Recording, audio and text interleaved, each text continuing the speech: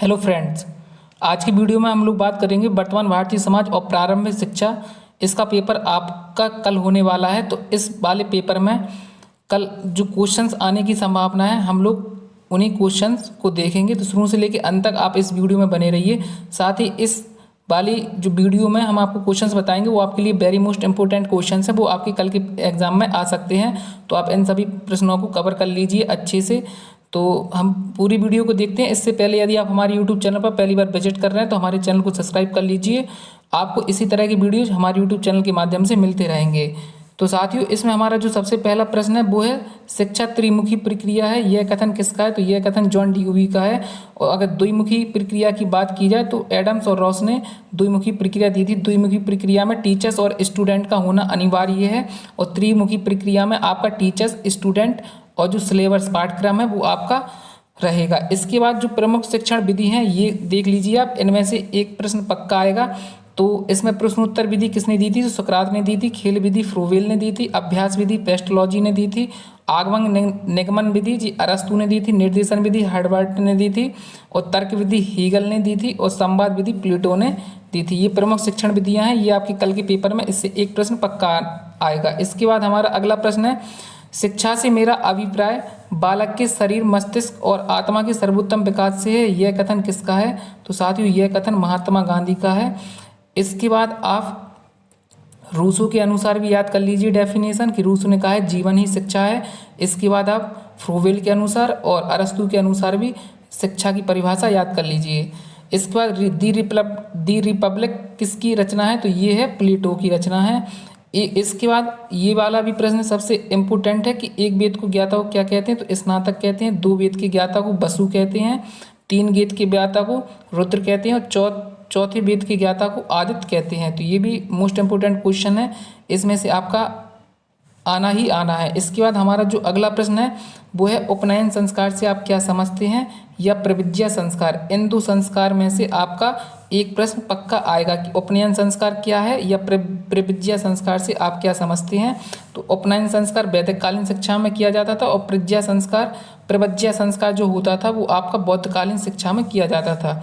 इसके बाद बाल देवो भवा सूत्र का प्रतिपादन किसने किया था? तो ये सभी को पता है, गिजुभाई वधेका ने इसका प्रतिपादन किया था। इसके बाद मानवीय मूल्यों की शिक्षा की आवश्यकता क्यों है, संक्षेप में लिखिए। तो क्वेश्चन नंबर 8 आप देख लीजिए। इसका क्वेश्चन नंबर 9 है, शिक्षा समाज का दर्पण है, स्पष्ट कीजिए। तो आपको बताना है कि शिक्षा जो है समाज का दर्पण है, तो आपको ये स्पष्ट करना है। तो आप इसको देख लीजिए।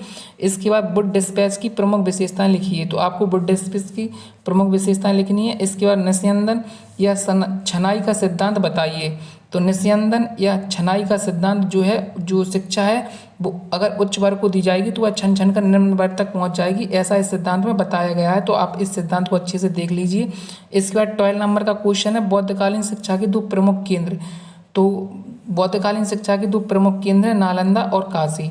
इसके बाद हमारा 30 नंबर का प्रश्न है, अनौपचारिक शिक्षा से आप क्या समझते हैं या किसे कहते हैं? अनौपचारिक शिक्षा के साधन बताइए। तो आप इसको लिख सकते हैं, जैसे अनौपचारिक शिक्षा का सर्वोत्तम साधन जो होता है वो परिवार और समाज होता है। इसके बाद हमारा क्वेश्चन नंबर 14 है, सामाजिक परिवर्तन की विशेषताएं लिखिए। तो आप इसको देख लीजिए। इसके बाद क्वेश्चन नंबर 15 है, अलगाववाद, जातिवाद, भाषावाद या सांप्रदायिकता पर संक्षिप्त टिप्पणी लिखिए। तो आपको इन पर शॉर्ट टिप्पणी लिखनी है। तो आप इनको देख लीजिए कि अलगाववाद क्या होता है, जातिवाद क्या होता है, भाषावाद क्या होता है और सांप्रदायिकता क्या होती है। इसके बाद क्वेश्चन नंबर 16 में दिया गया है, राष्ट्रीय बाल श्रम नीति कब घोषित की गई? बाल श्रम से क्या तात्पर्य है? तो जो 14 वर्ष से कम आयु के बच्चे होते हैं उनको मजदूरी देकर या मजदूरी दिए बिना काम करवाना बाल श्रम कहलाता है, और ऐसे बच्चों को बाल श्रमिक कहते हैं। तो राष्ट्रीय बाल श्रम नीति कब घोषित की गई? तो आप देख लीजिए बाल श्रम क्या होता है, मैंने बता ही दिया। इसके बाद नेक्स्ट प्रश्न है हमारा, विद्यालय और समुदाय का संबंध स्पष्ट कीजिए। तो विद्यालय और समुदाय का आपस में कैसा संबंध है, तो आपको ये स्पष्ट करना है। इसके बाद अगला प्रश्न है, फ्रोवेल के अनुसार विद्यालय कैसा होना चाहिए? तो देखो ये सबसे मोस्ट इंपोर्टेंट क्वेश्चंस हैं। फ्रोवेल ने पौधे की तुलना बालक से की थी, शिक्षक की तुलना माली से की थी और विद्यालय की तुलना उद्यान से की थी। तो इसलिए ये फ्रोवेल के अनुसार विद्यालय कैसा होना चाहिए, ये क्वेश्चन आपका कल के पेपर में आ सकता है। इसके बाद गिजुभाई वधेका, आपने भारतीय विचारक के बारे में पढ़ा होगा, जैसे महात्मा गांधी, स्वामी विवेकानंद। इसी प्रकार गिजुभाई बधेका के बारे में आपको संक्षेप में लिखना है। गिजुभाई बधेका ने एक सबसे इनकी मैं रचना है दिवा स्वप्न, वो हमेशा पूछी जाती है, तो आप वो भी देख लीजिए।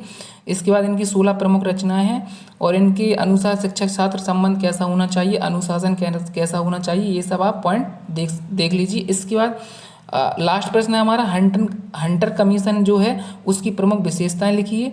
यह शिक्षा का पंचमुखी कार्यक्रम किस समिति ने दिया था, तो उसकी जो पंचमुखी जो कार्यक्रम है उसकी विशेषताएं और ये किस समिति ने दिया था, ये आप पढ़ लीजिए। साथियों ऑल द बेस्ट कल के लिए, आपका पेपर अच्छा जाएगा। हमने जो आपको 20 क्वेश्चंस बताए हैं, ये आप 20 क्वेश्चन जरूर पढ़ के जाना, इसमें से आपके काफ़ी क्वेश्चंस कल पेपर में आ सकते हैं। All the best, thank you, मिलते हैं नेक्स्ट वीडियो में।